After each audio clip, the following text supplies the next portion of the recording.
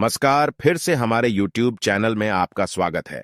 आज हम महामारी की स्थिति के कारण राज्य सरकार द्वारा बंगाल में 36,000 शिक्षकों की नौकरी रद्द करने की हालिया खबर पर चर्चा करेंगे। इस खबर ने राज्य के पूरे शिक्षा क्षेत्र को झकझोर कर रख दिया है और शिक्षकों और उनके परिवारों को निराशा की स्थिति में छोड़ दिया है। भारत में शिक्षा क्षेत्र कोविड-19 महामारी से बुरी तरह प्रभावित हुआ है, जिसमें स्कूल और कॉलेज महीनों से बंद हैं। इसके परिणाम स्वरूप छात्रों के शैक्षणिक समय का भारी नुकसान हुआ है और शैक्षणिक संस्थानों के नियमित कामकाज में बाधा उत्पन्न हुई है। बंगाल में 36,000 शिक्षकों की नौकरी रद्द करने के पश्चिम बंगाल सरकार के हालिया फैसले की व्यापक आलोचना हुई है। ये शिक्षक अस्थायी आधार पर सरकारी स्कूलों में नियुक्त किए गए थे और कई वर्षों से पढ़ा रहे थे। हालांकि महामारी की स्थिति के कारण सरकार ने आर्थिक तंगी का हवाला देते हुए उनकी नौकरियां रद्द करने का फैसला किया है। इन नौकरियों के रद्द होने से शिक्षक सदमे और निराशा की स्थिति में हैं। उनमें से कई वर्षों से काम कर रहे हैं और उन्होंने अपना जीवन शिक्षण के लिए समर्पित कर दिया है। उनके पास आय का कोई साधन नहीं है और अब वे अपनी जरूरतों को पूरा करने के लिए संघर्ष कर रहे हैं। Paschim Bengal board of primary education WBBP ने इस आदेश को चुनौती देने का फैसला किया है।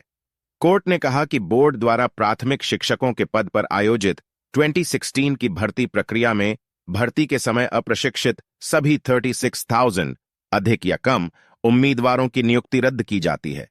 कलकत्ता उच्च न्यायालय ने शुक्रवार को पश्चिम बंगाल सरकार द्वारा प्रायोजित और सहायता प्राप्त स्कूलों में प्राथमिक शिक्षकों के रूप में भर्ती के समय अप्रशिक्षित लगभग 36,000 उम्मीदवारों की नियुक्ति रद्द करने का आदेश दिया, क्योंकि नियुक्ति प्रक्रिया में उचित प्रक्रिया का पालन नहीं किया गया था। आदेश पारित करते हुए न्यायमूर्ति अभिजीत गंगोपाध्याय ने कहा कि इस परिमाण का भ्रष्टाचार पश्चिम बंगाल राज्य में कभी झांत नहीं था। बोर्ड द्वारा प्राथमिक शिक्षकों के पदों को रद्द कर दिया जाता है, न्यायमूर्ति गंगोपाध्याय ने निर्देश दिया। जस्टिस गंगोपाध्याय ने रात 11 बजे के बाद हाईकोर्ट की वेबसाइट पर अपलोड किए गए 17 पन्नों के आदेश में कहा है कि उनके सामने एप्टीट्यूड टेस्ट नहीं होने का आरोप उम्मीदवारों और साक्षात्कारकर्ताओं के साक्ष्य से साबित हुआ है। पश्चिम बंगाल प्राथमिक शिक्षा बोर्ड द्वारा आयोजित 2016 के भर्ती अभ्यास में चयन प्रक्रिया में घोर अवैधता से यह स्पष्ट है कि बोर्ड और इसके अधिकारियों सहित इसके पूर्व अध्यक्ष माणिक भट्टाचार्य, जो प्रवर्तन द्वारा गिरफ्तारी के बाद अब हिरासत में हैं, भर्ती प्रक्रिया में भारी धन के कथित लेन देन के लिए निदेशालय ने पूरे मामले को एक स्थानीय क्लब की तरह अंजाम दिया।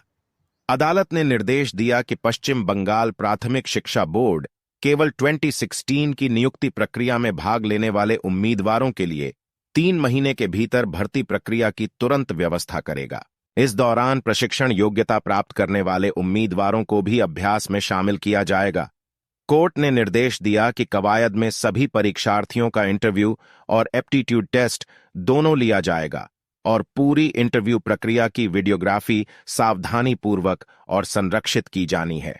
जस्टिस गंगोपाध्याय ने निर्देश दिया कि भर्ती प्रक्रिया उन्हीं नियमों और कानूनी प्रक्रियाओं के तहत होगी जिनके तहत 2016 की भर्ती प्रक्रिया हुई थी।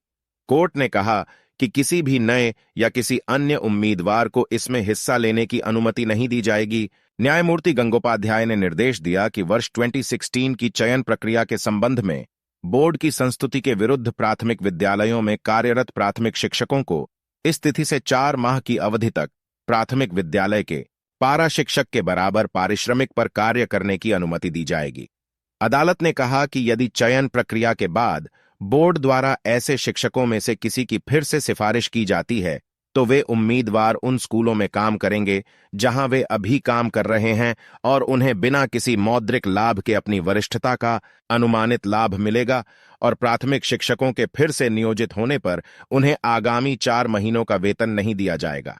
उन्होंने कहा कि यदि कोई उम्मीदवार जो 2016 की भर्ती प्रक्रिया में उपस्थित हुआ है इस बीच आयु सीमा को पार कर गया है या तारीख से 3 महीने के भीतर आयु सीमा को पार कर जाएगा, तो उसे भर्ती अभ्यास में भाग लेने की अनुमति दी जाएगी।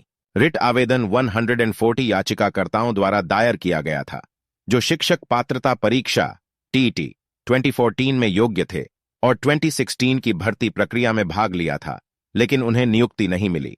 भर्ती प्रक्रिया में कुल लगभग 42,500 उम्मीदवारों का चयन किया गया था, जिनमें से लगभग 6,500 प्रशिक्षित उम्मीदवार थे। भर्ती प्रक्रिया Paschim Bengal board of primary education द्वारा आयोजित की गई थी, जो कि Paschim Bengal board of primary school teachers recruitment के अनुसार होनी थी। नियम 2016 अदालत ने नोट किया।